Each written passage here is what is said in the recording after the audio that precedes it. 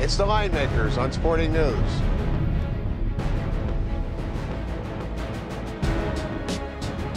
You're going to love it, folks. Here we go again. It's another installment of the history of sports betting, the Line Makers on Sporting News.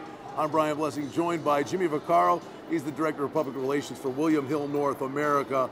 And Mr. Vaccaro is a Las Vegas legend. Thank you. Introduced as a living legend, though. Make sure you say that. It's much better. Yeah, you know, none of those posthumous credits, and they're no good. We're the Line Makers. But way back when, people just bet on games, but there was no such thing as a line. Well, remember, we've been betting on things since the Christians and the Lions. But like, let's go to the 20th century where obviously sports betting started to get its head start then.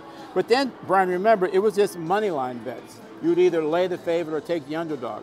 And then a guy named Charles McNeil came along in the mid-20s. He was a guy, obviously, with a pretty good brain, and he actually went to college and became a bank analyst in the Chicago banking firm.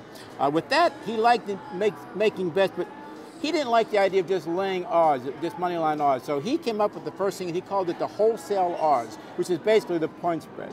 He thought there'd be an easier way for people to understand it, an easier way, obviously, to get more people to bet. So the point spread was involved in. So what he did, he brought this idea to the other people in Chicago, the boys in Chicago, and they liked the idea quite a bit.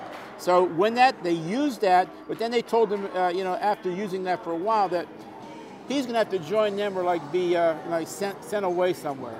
He quickly came to the point and said, listen, I have a great idea. We're going to utilize this, but I'm going to be around to enjoy it. He was a substantial man of substantial wealth, but he's a very private and reserved man.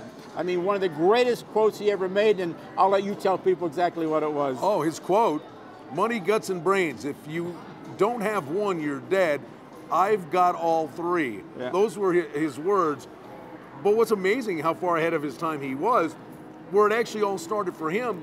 Last year, the Super Bowl, they bet around $90 million on the game, and now half of the Super Bowl handle are prop wagers. Yeah. That's actually how he got started. Yeah, obviously, well, it's called wholesale odds, and once again, he utilized an idea and he went with it. And here it is, almost 70 years later, we still use the basic premise of a point spread. So from the beginning to the middle to the end, and where we go from here, people like Charles McNeil, they were at the forefront of history, and I'm glad that he thought of that way back when. Folks, we get the luxury of hanging out with Jimmy, and he tells such great stories. Now he's here for you on the Line Makers on Sporting News.